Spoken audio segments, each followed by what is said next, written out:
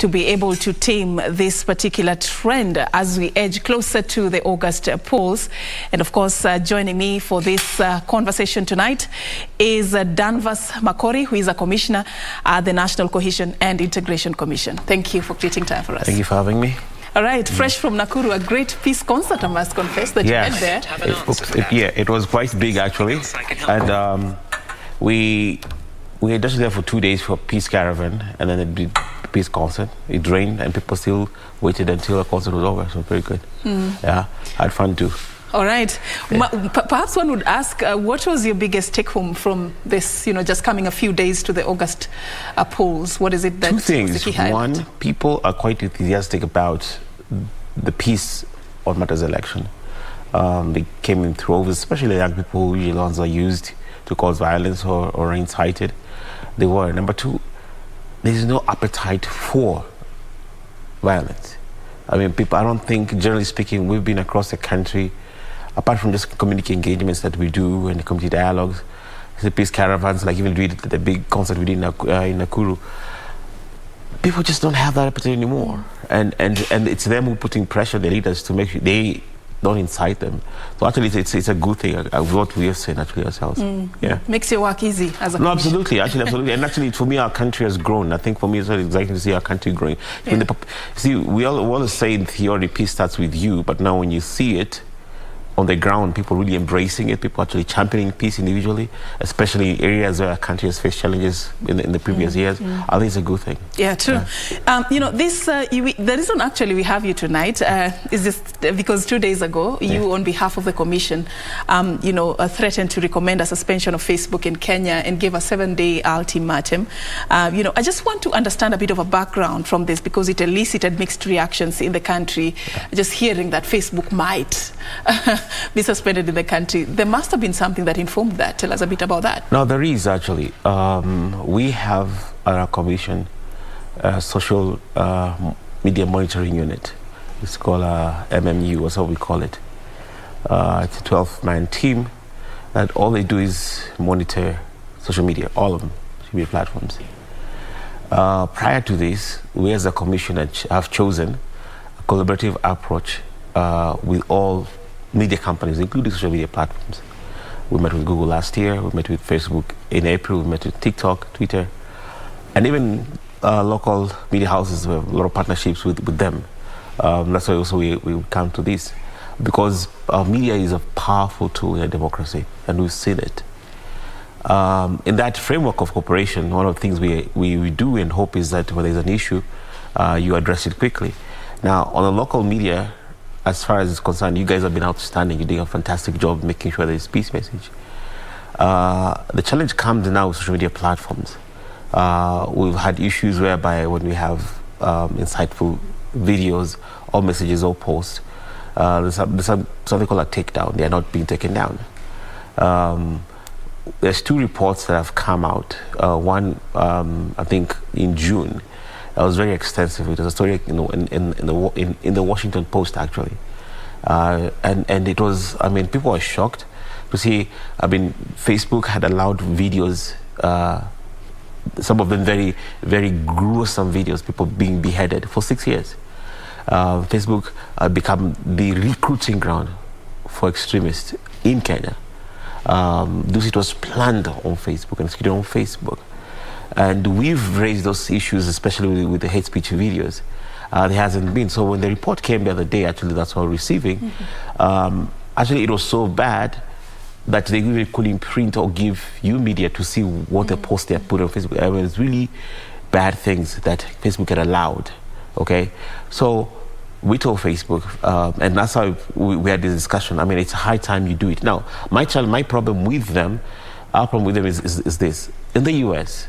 Serfine, in the US and in Europe, there are very stringent measures in place, what we call content moderation. They will not allow those things there. So my question is, if you don't allow it in the US and you're doing it there and in Europe, how comes you're doing it here? There's something called breaking the glass measures. They can, you know how long, we say 7 days, you know how long it will take for them to do it? 3 hours. I know that. So actually it was very general, like guys, can just do it. They know they can do it. Is it possible though and practical to it is suspend Facebook? Considering that it has like millions of users who majority in of other them countries, come from Africa, in other don't countries, even understand why you're suspending it in the first place. You see, it's not the way to go. It's not something we want. Okay, it's not something we want. It is something you want to do. But we have a mandate to make sure we have a peaceful election. And if a platform is being used to incite and potentially cause violence, then you must do what you have to do to protect that aspect of it. You understand? So they can do it. See, the challenge where it comes from is they actually can do it. They just kind of choose not to do it because we've not been firm with them like other countries. So why double standard with them? Because they can do it. They have measures in other countries. You understand? In other countries, actually, some specific social media platforms have been suspended, specific ones, not all of them, when they violate the laws of those countries. Yeah. So why can't they do what they do places in this place? That's what we're asking. Concerns have been raised about that. You know, even just yesterday, I believe it was the Interior CS, Dr. Fred Matiang'i, who, in reaction to that, was saying we cannot go back to where we've come from as a country, where we are sort of, going back on the gains we've made in freedom of speech. I mean, is that how you look at it? I don't know. It's not good for public officials to spat in media. So I won't comment on what he said. But let me just say this on this. My opening statement that day, I started with Constitution 33. Article 33 is very clear. We have freedom of speech. Article 34 gives your media houses like yours freedom, of course, to broadcast. But there's a limit. It's not absolute. It's limited to one. Propaganda tool, hate speech and incitement. So there's a limit to the freedom of speech, and it's clear in our Constitution. Then our Act defines what hate speech is. That's why I even cited it. So I'm a firm believer. I'm the biggest proponent you can find of free speech, biggest ever. It's sacred. I mean, it's sacred to me if you ask me. But there's a limit. If that free speech is going to cause harm to people, then we need to check it, and that's why the question put given the history of our country, you understand? So absolutely, that's not going back. Actually, it is just it's protecting our Constitution. All right, Makori, it's 2 days into the 7-day ultimatum. Any action points that you can cite, maybe on the part of Facebook, on your part as a commission, or Global Witness that was part of those who presented this report to you? I don't know what Facebook is doing. We're supposed to have a meeting with them this week. On our part, we were still firm on it. We still have a mandate. Anything that touches peace is our mandate. We have a full internal report. So what we're doing right now, we monitor these guys 24/7. So we have a full report. I mean, if you see the trash of the trove of data that we've collected in the terms that the things they do, I mean, it's unbelievable.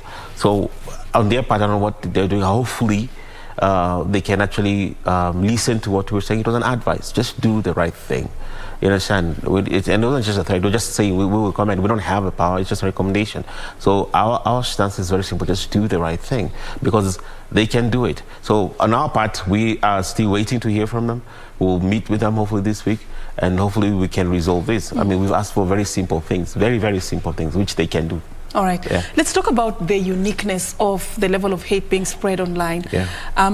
Why does it seem like every effort that is being put in place to fight the online hate speech seems to either it's slow in terms of results, or it's being it's failing? So there's two things.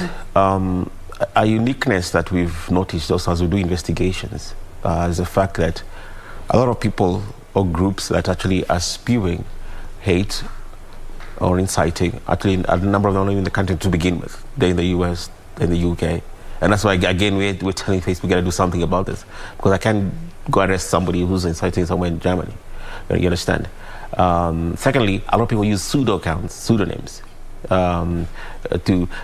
You yourself today, if you go on any platform, because you're known, it will be hard for you to spew hate. But you hide under some pseudonym, you create your own fake account, and you push this content. That's part of the challenge.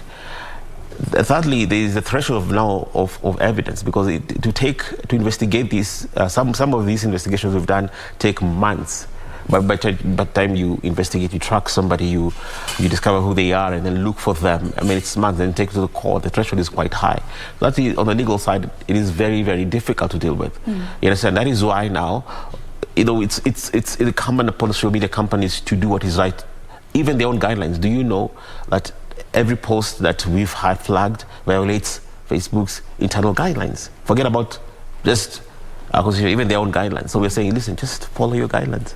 Just do it. It will make it easy. It will make it easy because, you know, it will be blamed, okay, what is the NCIC doing? But that's why we're holding these companies accountable. And I hope they will do the right thing, just like the other platforms which are doing the right thing, because the other ones, they have a response. Yes, yeah. Talk to me about, you know, the action plan that the Commission launched the other day, and whether in any way, as you take us through the highlights of this action plan, does it address these unique complexities in addressing online hate speech that you've cited tonight? You know, actually, I'm glad you raised it, because when I mentioned it, a few weeks ago, we did launch the national plan against hate speech, specifically because of the challenges that we know.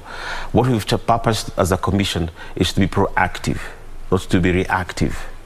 So we put on mission. This is a plan that jointly we work with the UN, actually. We work with the Special Advisor Against Genocide Prevention at the UN. And within the plan, it's actually, and it's not just a theoretical framework, it's actually a plan. So we identified stakeholders who can help make sure that there is no hate speech in our country, or it's completely eradicated. Of course, your media is important. And then we hope within the plan, the spirit is collaboration. Let us work together. Let us work with the KBC. Let us work together with Twitter. Let us work with Facebook. All of us. Let us work together, because they have their duty. They are stakeholders. They are responsible for that. Now, the legal entities like them, of course, have a different interpretation of that. But for us, we've chosen to be proactive and collaborative with everyone. All right. Are you looking only at Facebook or other social media platforms as well, in terms of which one is more notorious? Are you looking at all those? Actually, I just got a report I get a weekly report on what's going on all social media platforms, and there is increasing use of TikTok also. We met with them about 2 weeks ago, and they promised to, if there is an issue with a video that we are concerned about, they'll take it down. Because for it to go viral is just a couple of seconds, the whole thing goes viral. And it's so hard to undo that damage. So we do look at them, Twitter, the same thing. And the good thing is at least there's a response. Whenever there's a concern, Twitter has been very robust, actually, I would say. They're not there what we want to, I can tell you. But at least you can see there's an effort made. The standards they use in most places is almost similar to what they're using here. So, I mean, you can see somebody's making efforts, and you give credit to HDU. And they've been quite responsive. But we are looking at all of them. I mean, that's why we have a unit that is 24/7 monitoring social media. All right. Yeah. Let's talk about, it's just 8 days to the August polls. Yeah. In terms of, somebody has to be held accountable. Yep. In terms of, you know, responsibility, what do you tell the politicians? What do you tell the electorate? What is it that they are doing that is amiss, and what is it that they are doing that is a hit? Who should do what as we Let me start with the hit. For the most part, up until maybe this week, 95% of the political class in their rallies have been pretty much peaceful. In the news that you did today, if you look at even what you said about what they were saying, they're talking about issues. So for the most part, they have been doing that. Now we are seeing it generate to personal insults. Now, insults can never win you a vote. And insults, Kenyans are suffering. And as you talked about, there's a lot of people really going through a lot. So you insulting somebody is not helping.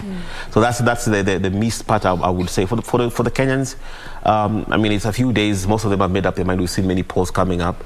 But it's a sobering thing. I mean, I know some of the really excited, but I think it's a sobering thing for us as country. We're transitioning to a new government. I mean, whoever wins is still a new government that is coming. This administration is gone.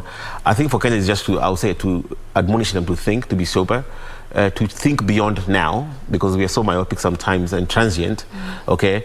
And think 20 years from now, our children and their children, what country would they want? Because you do that, then you choose the right people who do a foundation for now, for the future. All right. Yeah. Thank you so much. This is a conversation that we should definitely pick up in the near future. Commissioner Danvas Makori from the National Cohesion and Integration Commission. We were talking about strategies that the country is putting in place to tame online hate speech. You've heard him there.